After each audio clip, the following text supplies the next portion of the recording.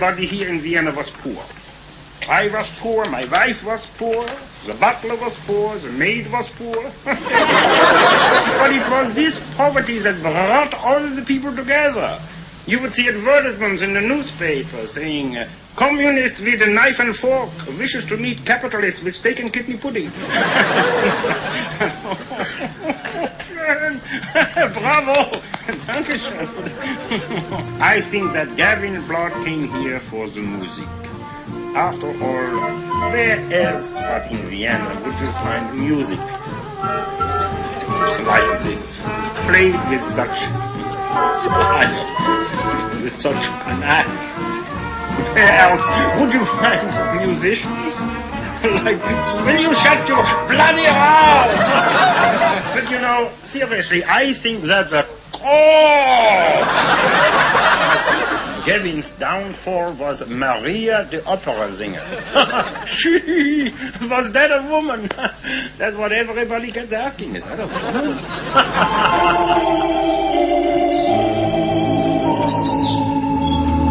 In 1949, Gavin fell in love with opera singer Maria Carlo. It was her voice that first attracted him.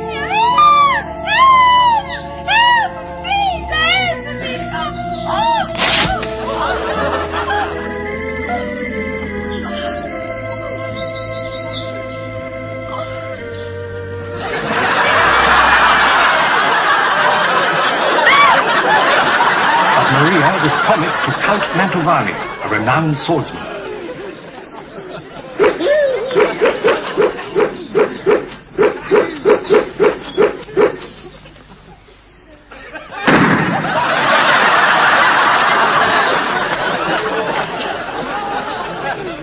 They were married on March the 15th, 1950.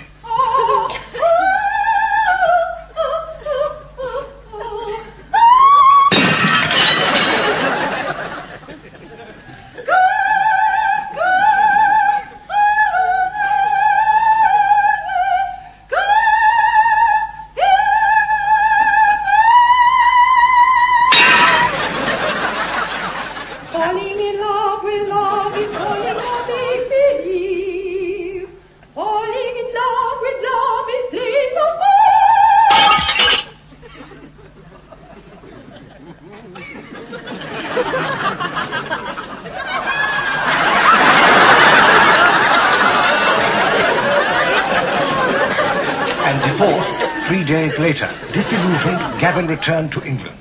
He was a wonderful man. He was a wonderful man.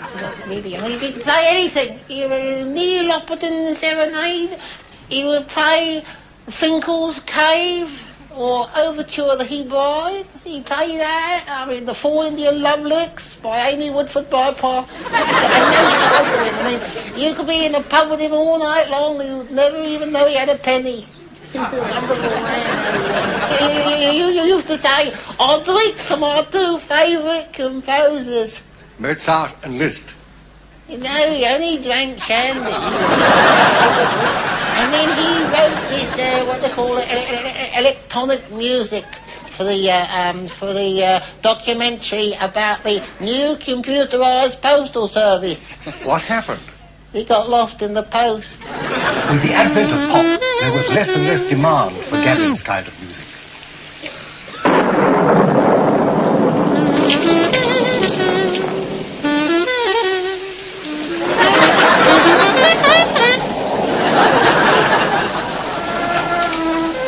At the age of 62, overcome with remorse and chronic flatulence, he took to his bed, where he remained for 3 years. Is Vicar gone yet? No, and it wasn't the vicar, it was the doctor. I thought he was a bit familiar for a vicar. You've eaten your bread poultice again, haven't you? Well, it's time for his bed bath anyway. I'm not having a bed. Get on. I'm not having a tuck me. Get on a part of it then. Don't worry, old fellow. We'll have you on your feet in no time. I'm going to have a job getting the coffin down these stairs. Get off it. I don't want to tuck it. You go down. Nurse, do it. Oh, then.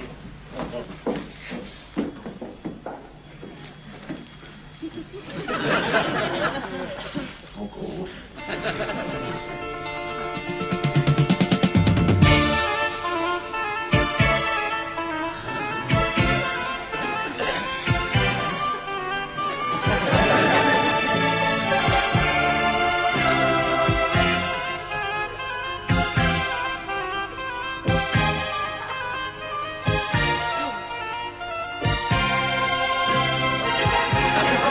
so, on May the 12th, 1974,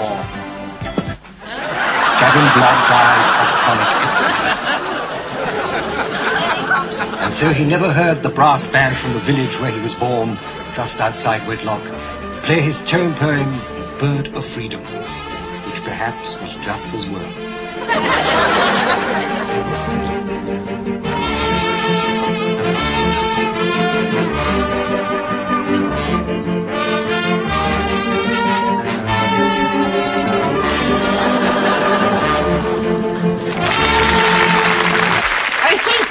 Would you look at that? They want drivers and we can't drive, and they want typists and we can't type, and them over here, they want 3 fellers, and there's only 2 of us. Ladies and gentlemen, will you now welcome, please, the enchanting Lee Gibson.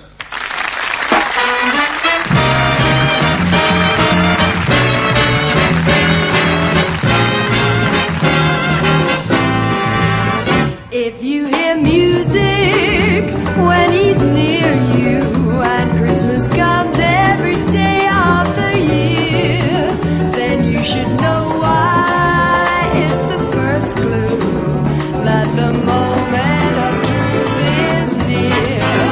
If every time he glances your way, a million bells start to ring loud and clear, and after one kiss you yell Mayday, then the moment of truth is here.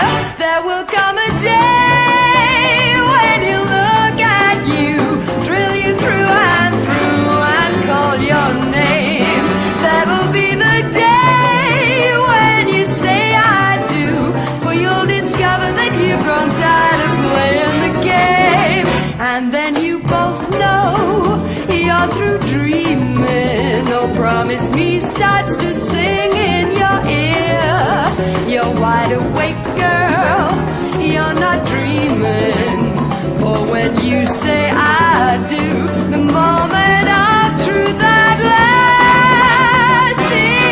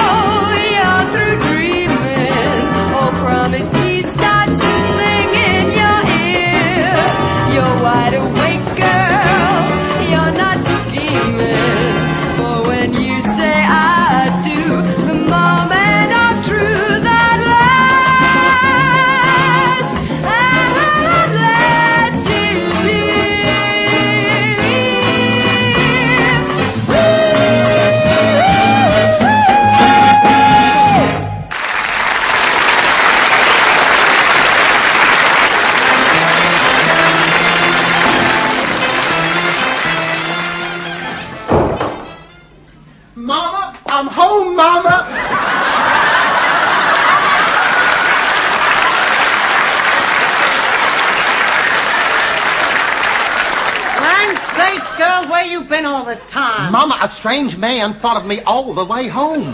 How did that make you late? He wasn't walking very fast. Look, I'll put out them cookies you made, because guess what? What, Mama? You are gonna have a gentleman cola. A gentleman cola.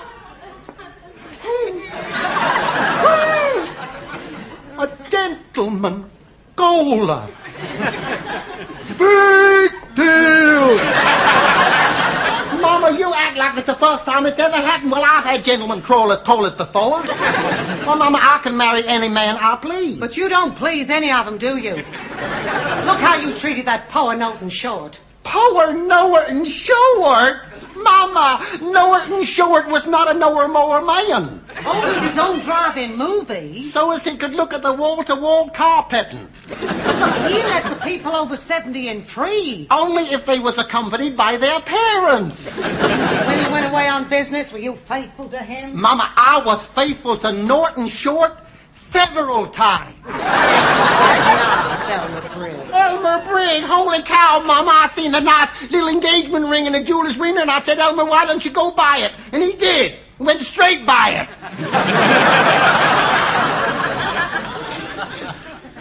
Now, Elmer was a nice boy. I liked Elmer Johnson, but you didn't like him because you said he was a city slicker. He was a street cleaner. Well, that's the same thing. Baby, we just gotta get you a rich husband. We can't go on like this. So when he comes, please be nice to him for Mama. Mama, it is not me that puts them off. It is you.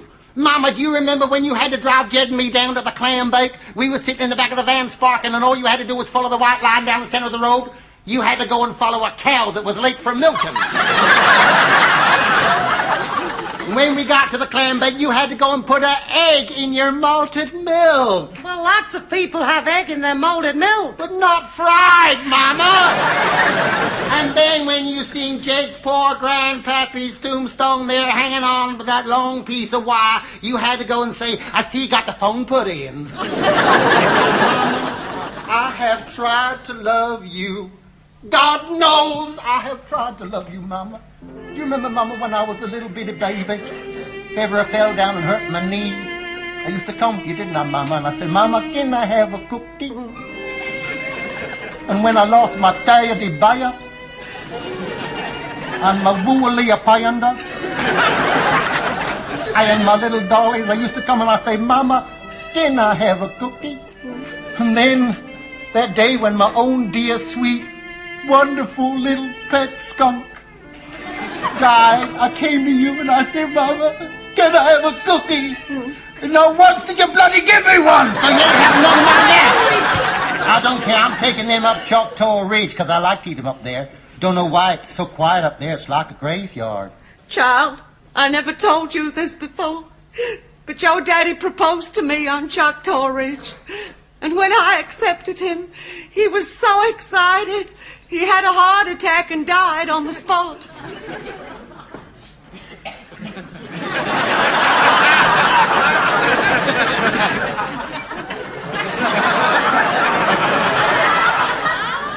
Mama, do you realize that what that makes me? Yeah, and a mean one, too.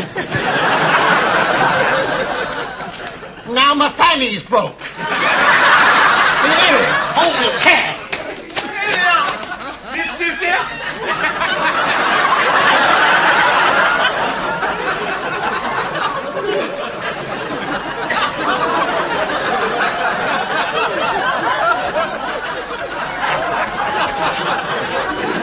Why, I'd recognize that voice anywhere. Aunt Lucy. Bless her as I live and breathe. Miss Sister? Yes, sir. I'm afraid I'm going to have to leave your employ. Leave my employ? In heaven's name, why? You don't pay me no wages. Why, Lester, you haven't even spent the $50 that we promised you last year. It's just not for myself, Miss Sister.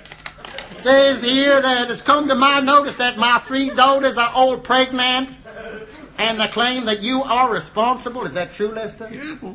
Lester, I do believe you're blushing. Oh. Lester, that is the 12th time that it's happened this year, and it's only January the 4th. Yeah. Lester. It's the doorman. I do believe